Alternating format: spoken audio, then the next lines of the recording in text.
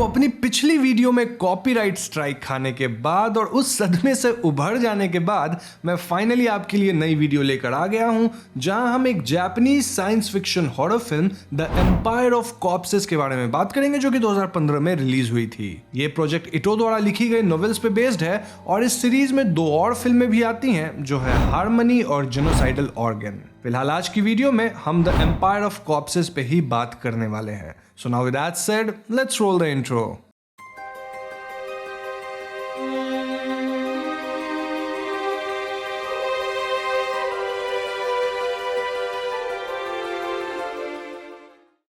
तो कहानी 1878 में शुरू होती है और हम वॉटसन नाम के एक मेडिकल स्टूडेंट को देखते हैं जो एक एक्सपेरिमेंट में लगा हुआ है। वो बताता है कि आज से कई साल पहले विक्टर फ्रैंकेनस्टाइन नाम के एक डॉक्टर ने ऐसी तकनीक इजाद की थी जिससे कि एक मरे हुए शरीर के अंदर आत्मा को वापस भरा जा सकता है। उसने एक ऐसे मृत शरीर को बनाया था जिसमें आत्मा थी, सोचने समझने की क्षमता भी थी और वो दूसरे पर हमला भी कर सकता था। बेसिकली ये कॉर्प्स बोल सकती थी और इसका नाम था द वन। लेकिन फ्रैंकेनस्टाइन का ये इन्वेंशन खुद एक दिन भाग निकला और अपने साथ उसके रिसर्च नोट्स भी ले गया जिसमें वो तकनीक लिखी हुई थी। तो अब इतने साल बाद ब्रिटिश सरकार ने डॉक्टर विक्टर के जैसे ही मृत शरीर से काम लेने का तरीका निकाल लिया है। ये टेक्निक आर्टिफिशियल होती है, जिसमें एक बॉडी के अंदर आर्टिफिशियल आत्मा भरी जाती है मशीन के जरिए। यानी कि ये जो शरीर होगा वो किसी मजदूर की तरह काम करते हैं, देश के लिए लड़ते भी हैं, लेकिन इनमें कोई विचार या भावना नहीं होती। इस तकनीक को नेक्रोवेयर कहा जाता है और ये बिल्कुल किसी कंप्यूटर प्रोग्राम जैसा है। यानी देखा जाए तो पहले जिस डॉक्टर ने बनाया था वो काफी नेचुरल सा प्रतीत होता था, लेकिन ये वाला बहुत ही ज्यादा आर्टिफिशियल है। तो आज वॉटसन भी नेक्रोवेयर के जरिए अपने दोस्त फ्राइडे के शरीर को जिंदा करता है, लेकिन कहीं ना कहीं वॉटसन विक्टर की तरह अपने दोस्त को आत्मा से ही जिंदा करना चाहता था। अतः वो उसकी ट्रेनिंग शुरू करता है जिसमें वो उसे लड़ना और इंसानों की तरह सोचना सिखाएगा। दूसरी तरफ हम लंदन का नजारा देखते हैं, जहां लाखों की तादाद में नेक्रोवेयर्स बनाए जा रहे हैं ताकि उनसे काम निकाला जा सके। इस नेक्रोवेयर को एक खास मशीन के जरिए बनाया और अपडेट किया जाता है जिसका नाम है चार्ल्स बैबेज। तो अगले सीन में हम वॉटसन और फ्राइडे को लैब में काम करते देखते हैं, जब अचानक वहां एक अंग्रेज ऑफिसर आ पहुंचता है। ये ब्रिटिश इंटेलिजेंस एजेंसी का अफसर एम है, जिसे किसी के जरिए वॉटसन और फ्राइडे का पता चल गया है। एम वॉटसन को पहले तो जेल में डालने की धमकी देता है, लेकिन वॉटसन के रिसर्च के बारे में जानकर वो उसे अपने साथ एक स्पेशल ऑपरेशन में शामिल कर लेता है। यहां से कहानी आगे बढ़ती है और हम वॉटसन और फ्राइडे को लंदन में देखते हैं, जहां बीच सफर में कुछ रशियन नेक्रोवेयर उन पे हमला कर देते हैं। वॉटसन फ्राइडे को गन चलाने का ऑर्डर देता है और फ्राइडे कई नेक्रोवेयर का सामना करता है। एम का वफादार फेडरिक उन्हें बचाता है और वॉटसन को बताता है कि असल में रशिया ने अपने नेक्रोवेयर के अंदर बॉम्ब छुपाना शुरू कर दिया है ताकि ब्रिटेन पे हमला कर सके। आगे फ्राइडे और वॉटसन एम के पास पहुंचते हैं, जो उन्हें उनके मिशन के बारे में बताता है। एम बताता है कि रशिया का एक जाबाज कॉर्प्स इंजीनियर है एलेक्सी, जो इस वक्त कुछ नेक्रोवेयर की सेना लेकर निकला है और अफगानिस्तान के जंगलों में छुपा है। सभी को शक है कि एलेक्सी ऐसे मृत लोग बनाने की कोशिश में है जिनमें आत्मा और बुद्धि हो, ताकि वो दुनिया पे राज कर सके। यही नहीं, एम का कहना था कि इस वक्त एलेक्सी के पास विक्टर की खोई हुई नोट्स भी मौजूद है, जिसका इस्तेमाल वो अपनी आर्मी खड़ी करने में कर सकता है। एम चाहता है कि वॉटसन एलेक्सी का पता लगाए और उसे रोके। तो अगले दिन वॉटसन, फ्राइडे, फ्रेडरिक और एक रशियन निकोलाई मिलकर अफगानिस्तान के लिए निकलते हैं ताकि समय रहते एलेक्सी को रोक सके। वॉटसन को निकोलाई पर भरोसा नहीं होता क्योंकि वो भी रशियन है, लेकिन निकोलाई बताता है कि रशिया खुद भी एलेक्सी को रोकना चाहता है। उनके पास पक्की खबर है कि एलेक्सी ने विक्टर की थियरी पकड़ ली है और वो एक्चुअली में असली आत्मा वाले नेक्रोवेयर बना रहा है, जिससे पूरी दुनिया पे खतरा है। इधर अफगानिस्तान पहुंचते ही वॉटसन की टीम पे नेक्रोवेयर की एक सेना हमला कर देती है। ये मृत बहुत एडवांस लग रहे थे, जो जानते थे कि उन्हें कब किस पर हमला करना है। वॉटसन और निकोलाई इन नेक्रोवेयर में इंसानों जैसी इंटेलिजेंस देखकर चौंक जाते हैं और इस हमले में इनकी जान बचाती है हेडलाई, जो खुद यूएस प्रेसिडेंट की खास सेक्रेटरी थी।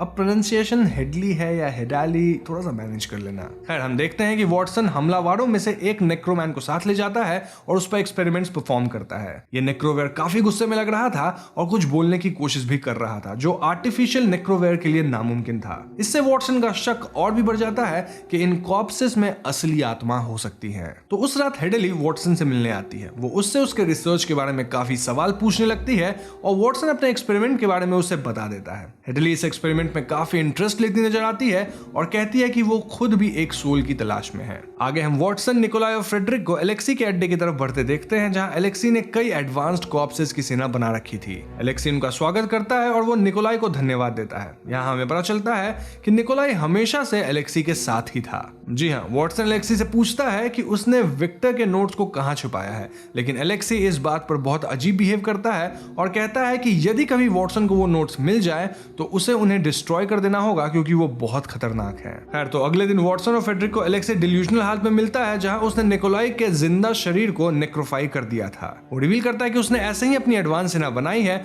जहां वो दूसरे जिंदा लोगों को लाशों में बदल रहा है। जी हाँ, वॉटसन ये मानने से साफ इनकार कर देता है कि विक्टर के रिसर्च में ऐसा कुछ भी लिखा हुआ था। वो कहता है कि विक्टर ने आत्मा को वापस शरीर में डालने की तकनीक बनाई थी, जो ये कभी नहीं हो सकती। इस हादसे के बाद एलेक्सी अपना दिमागी संतुलन खो देता है और खुद को भी मार डालता है, लेकिन उससे पहले वो वॉटसन को यह बता जाता है कि विक्टर के कागज इस वक्त जापान में कहीं मौजूद है। वो वॉटसन से वादा लेता है कि वो हर हाल में उन नोट्स को ढूंढकर डिस्ट्रॉय कर देगा। तो हादसे के बाद वॉटसन फ्राइडे और फ्रेडरिक के साथ अफगानिस्तान से निकल जाता है, जबकि हम देखते हैं कि निकोलाई की तरह एलेक्सी खुद को भी लिविंग कॉर्प्स में बदल लेता है। इस एक्सीडेंट के बाद ऑब्वियसली वॉटसन और फ्रेडरिक काफी सदमे में थे, लेकिन अपना वादा पूरा करने के लिए वो जापान जाने का फैसला करते हैं। जापान में वॉटसन को जापानीज आर्मी का मेंबर यामाजामा वेलकम करता है और बताता है कि नोट्स किसी ओसाटो केमिकल नाम की कंपनी ने जब्त कर लिए हैं। ये कंपनी भी नेक्रोवेयर बनाती है और गवर्नमेंट को शक है कि वो विक्टर के नोट्स का इस्तेमाल कर रही है। तो वॉटसन, फ्राइडे, फ्रेडरिक और यामाजावा अब केमिकल फैक्ट्री पहुंचते हैं, जहां नोट्स को बहुत सिक्योरिटी से छुपाया गया था। एक तरफ कई जिंदा लाशें इन पर हमला कर देती हैं, तो दूसरी तरफ वॉटसन और फ्राइडे को नोट्स मिल जाता है। फ्रेडरिक और यामाजावा अकेले कॉर्प्स आर्मी का सामना करते हैं ताकि वॉटसन उन नोट्स को जल्द से जल्द जलाकर खत्म कर सके। वॉटसन ऐसा ही करने जाता है, लेकिन एन मौके पर उसे फ्राइडे की याद आ जाती है। असल में लाशों के अंदर आत्मा भरकर उन्हें वापस जिंदा करने का सपना फ्राइडे का था, जो मरने से पहले वॉटसन का सबसे अच्छा दोस्त हुआ करता था। इस बात को याद कर वॉटसन खुद को रोक नहीं पाता और फ्राइडे को सारे नोट्स एनालाइज करने का ऑर्डर देता है। ऐसा करते ही फैक्ट्री में एक अलार्म सेट ऑफ हो जाता है और चारों तरफ आग लगने लगती है। फ्राइडे की हालत भी बिगड़ने लगती है और वो कुछ बोलने की कोशिश करता है, जो देख वॉटसन बहुत बेचैन हो जाता है। उसे लगता है कि इस तरह शायद फ्राइडे की आत्मा वापस आ सकती है। इसी बीच यहाँ फ्रेडरिक और यामाजावा आ जाते हैं, जो उसे इस आग से बाहर निकालते हैं। वॉटसन यहाँ बेहोश होने लगता है, लेकिन अंत में उसे एक बूढ़ा आदमी दिखाई देता है। यह आदमी विक्टर के नोट्स उठा लेता है और रिवील करता है कि वो कोई और नहीं बल्कि द वन है, जिसे सबसे पहले विक्टर फ्रैंकेनस्टाइन ने जिंदा किया था। जी हाँ दोस्तों, नेक्स्ट सीन में हम वॉटसन और फ्राइडे को यूएसएस रिचमंड नाम की जगह में देखते हैं। पता चलता है कि हेडली कल रात उन्हें बचाई थी। हेडली बताती है कि फ्राइडे कल रात के बाद बहुत वॉयलेंट हो गया है, इस वजह से उसे ड्रग की मदद से शांत किया गया है। यहाँ वॉटसन एनालाइज करता है कि हो ना हो फ्राइडे ने कल रात विक्टर की किताब को पूरी तरह समझ लिया है और वो उसे कुछ बताने की भी कोशिश कर रहा है। दूसरी तरफ प्रेसिडेंट खुद फ्रेडरिक से बात करता है और वॉटसन के रिसर्च के बारे में जानने की कोशिश करता है, लेकिन फ्रेडरिक बहुत गुस्से में था क्योंकि एलेक्सी की चेतावनी के बावजूद वॉटसन ने विक्टर की किताब को डिस्ट्रॉय नहीं किया था। इस वक्त वो किताब द वन के हाथ में है, जो कुछ भी कर सकता है। दूसरी तरफ हम द वन को देखते हैं, जिसने किताब की मदद से दुनिया भर के सारे कॉर्प्स आर्मी को अपने वश में कर लिया है। वो रिचमंड के अंदर के क्रू इंक्लूडिंग फ्राइडे को भी काबू में कर लेता है। ये मृत लोग अब प्रेसिडेंट और हेडली पर भी हमला कर देते हैं, लेकिन हेडली इन सभी माइक्रोवेव को अपने स्पेशल पावर से हरा देती है। वो वॉटसन को बताती है कि उसे कुछ स्पेशल साउंड वेव्स क्रिएट करना आता है, जिससे कि कॉर्प्स काबू में किए जा सकते हैं। यही नहीं, वो ये भी बताती है कि असल में वो कोई इंसान नहीं बल्कि एक ऑटोमेटॉन यानी आर्टिफिशियल इंटेलिजेंट रोबोट है, जिसे थॉमस एडिसन ने बनाया था। वो खुद भी इंसानों की तरह इमोशंस महसूस करना चाहती है, इसलिए वो वॉटसन को बचाई है ताकि वो उसे विक्टर के नोट्स के जरिए आत्मा तक पहुंचने का रास्ता बता सके। इसके बाद हेडली वॉटसन, फ्राइडे और फ्रेडरिक को एक सेफ हाउस पहुंचाती है, जहां वो आगे की प्लानिंग कर सके। अब तक फ्राइडे बहुत वॉयलेंट होने लग गया था और एक फ्लैशबैक से हमें बताया जाता है कि पास्ट में फ्राइडे ने मरने से पहले वॉटसन से कहा था कि वो उसके शरीर को नेक्रोवेयर से जिंदा करे। फ्राइडे ने यह भी कहा था कि अगर उसे खुद कभी आत्मा के बारे में पता चलेगा तो वो वॉटसन को हिंट देगा। यह हिंट एक कलम था जो मरने से पहले फ्राइडे के पास था। तो प्रेजेंट टाइम में फ्राइडे वॉयलेंट होने लगता है, लेकिन वॉटसन उसे होश में लाने की कोशिश करता है। हम देखते हैं कि कहीं ना कहीं फ्राइडे उसे पहचान पा रहा था और वो वही कलम वॉटसन की तरफ पॉइंट करता है, इंडिकेटिंग कि उसे सच सचमुच सोल का पता चल चुका है। खैर, किसी तरह वॉटसन फ्राइडे को शांत करता है और उसे द वन के पावर से आजाद कर देता है। वहीं दूसरी तरफ एम अपना मोटिव सामने लाता है जब वो खुद द वन को किडनैप कर लेता है। द वन की आर्मी उसका कुछ नहीं बिगाड़ पाती क्योंकि एम उन सभी को हेडली की भांति साउंड वेव से हरा देता है। एम का मकसद पूरी दुनिया को एक कॉप्स आर्मी में बदलना था ताकि इंसानियत पूरी तरह खत्म हो जाए। वो चार्ल्स बैबेज की मदद से दुनिया के सारे कॉप्सेस को विक्टर की तकनीक से मैनिपुलेट करना चाहता था। इसीलिए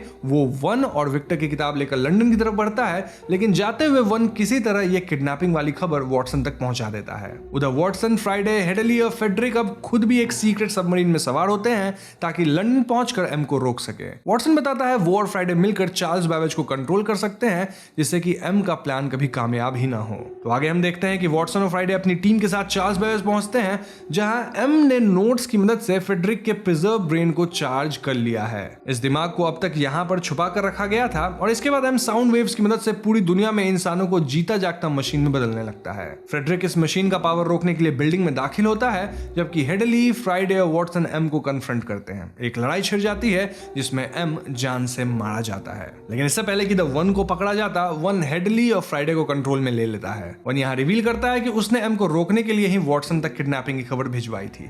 अब जबकि एम खुद रास्ते से हट चुका है तो वो अपना मकसद पूरा करेगा। यहाँ वन दुनिया के सारे कॉप्सेस का इस्तेमाल करके अपने लिए एक ऐसा शरीर तैयार करना चाहता था जहां उसकी ब्राइड की आत्मा प्रवेश कर सके।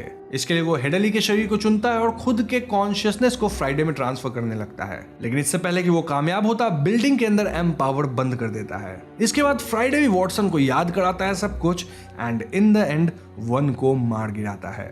इसके बाद हेडली भी धीरे धीरे वापस अपने आपे में आने लगती है। अब हेडली, एम और वॉटसन यहाँ से बाहर निकलते हैं जहां वॉटसन हेडली को बताता है कि कहीं ना कहीं हेडली अपने खुद की कॉन्शियसनेस डेवलप करने लगी है क्योंकि उसने वन के पावर का सामना किया है। वहीं हेडली भी वॉटसन को इनकरेज करती है कि वो अपनी रिसर्च जारी रखे और फ्राइडे को पूरी तरह वापस लाने की कोशिश करे। हम देखते हैं कि कहानी वापस फर्स्ट सीन में पहुंच जाती है जहां वॉटसन के पास अब विक्टर और एलेक्सी के नोट्स हैं जिनकी मदद से वो फ्राइडे को रिजरेक्ट करने में लगा हुआ है। एंड सीन में हम वॉटसन को लंदन के बीच में देखते हैं। वो अपने पार्टनर शर्लॉक होम्स के साथ आता है और उसकी रिसर्च सक्सेसफुल हुई है, यानी कि ये किस तरफ इशारा कर रहा है हम सब समझ रहे हैं। अब ऑब्वियसली हमें डायरेक्टली तो कुछ नहीं बताया जाता, मगर हाँ, हम बैकग्राउंड में एक आवाज सुनते हैं जो उसे थैंक्स कहती है, सेइंग कि वो जो कुछ भी बन पाया है उसी के कारण बन पाया है। हो सकता है कि ये फ्राइडे हो। वहीं हेडली और एम भी अपनी लाइफ में खुश नजर आते हैं। यहीं पे इस फिल्म की कहानी खत्म। तो दोस्तों, ये थी फिल्म द एम्पायर ऑफ कॉर्प्सेस की पूरी कहानी। ये फिल्म एम्पायर ऑफ कॉर्प्सेस नामक नोवेल पे ही हेवीली बेस्ड है, लेकिन कहानी उससे काफी अलग मोड़ ले लेती है। बुक की कहानी कुछ ऐसी है कि 19th सेंचुरी में विक्टर फ्रैंकेनस्टाइन ने सोसाइटी के लेबर फोर्स के लिए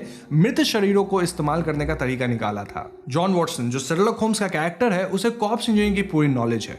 वो अपने बेस्ट फ्रेंड फ्राइडे के शरीर को नेक्रोवेयर के तहत जिंदा करता है और इस उम्मीद में ट्रेन करता है कि उसकी आत्मा वापस शरीर में लौट सके। आगे हम एम से मिलते हैं जो असल में फिक्शनल किरदार माइक्रॉफ्ट होम्स है। अब माइक्रॉफ्ट होम्स कौन है? जो लोग शर्लॉक सीरीज देखे होंगे उनको पता होगा, ऑब्वियसली शर्लॉक का भाई। नाउ एम वॉटसन को विक्टर के नोट्स ढूंढने का काम सौंपता है। फिल्म में वॉटसन और फ्राइडे की दोस्ती को सेलिब्रेट किया गया है जो कि नोवेल से अलग है। इस फिल्म में कुछ बातें अनक्लियर हैं, जैसे ये कि निकोलाई और एलेक्सी ने खुद को कॉर्प्सेस में क्यों बदल लिया। ऐसा इसलिए हो सकता है क्योंकि रशियन गवर्नमेंट वैसे भी उन्हें मारने वाली थी। ये सीन इस बात को प्रूव करती है कि विक्टर के नोट्स को बर्बाद करना जरूरी था। कहानी में द वन अपने प्यार को जिंदा करना चाहता था जिसे ब्राइड कहा गया है, इसलिए वो भी विक्टर के नोट्स के पीछे पड़ा था। हम फिल्म में देखते हैं कि द वन, हेडली और एम सभी कॉर्प्सेस को साउंड यानी आवाज की तरंगों से कंट्रोल कर पा रहे हैं, लेकिन नोवेल में ऐसा मेंशन किया गया है कि मृत शरीरों के अंदर एक डोमिनेंट स्ट्रेन होता है जिसे इस आवाज से कंट्रोल कर सकते हैं। फाइनली एंड में हम देखते हैं कि विक्टर के नोट्स को वॉटसन ने अपने दिमाग में कहीं गुप्त कर लिया है ताकि वो किसी के हाथ ना लगे। वहीं उसने अपनी पूरी मेमोरी डिलीट कर ली है, जहां अब वो शर्लॉक होम्स के साथ किसी नए मिशन पर है। फ्राइडे के दिमाग के अंदर भी विक्टर की किताब मौजूद है और वो अंत में वॉटसन को धन्यवाद देता है क्योंकि वो फाइनली कॉन्शियसनेस गेन करने लगा है। ये थी फिल्म से रिलेटेड कुछ थियरीज एंड मैं उम्मीद करता हूं कि अब सारी कहानी आपके लिए क्लियर हो गई होगी। ये मूवी मुझे काफी इंटरेस्टिंग लगी है क्योंकि यहाँ शर्लॉक होम्स, वॉटसन, इन सब को मिलाकर एक अलग कॉन्सेप्ट तैयार किया गया है जो कि सुनने में काफी मजेदार था और इसका एंडिंग भी काफी सैटिस्फाइंग लगा। तो हाँ, अगर इस वीडियो पे अच्छी खासी रिस्पॉन्स आती है यानी कि 20 के लाइक्स, तो मैं जो बाकी 2 पार्ट्स है उसको भी जरूर कवर करूंगा। तो जाहिर सी बात है, इस वीडियो को लाइक कीजिएगा, अपने दोस्तों के साथ शेयर कीजिएगा और चैनल पर नए हैं तो हमारे चैनल को सब्सक्राइब करके बेल आइकॉन को जरूर दबा दें क्योंकि हम अपने चैनल पे ऐसे वीडियोस लाते रहते हैं। पीस।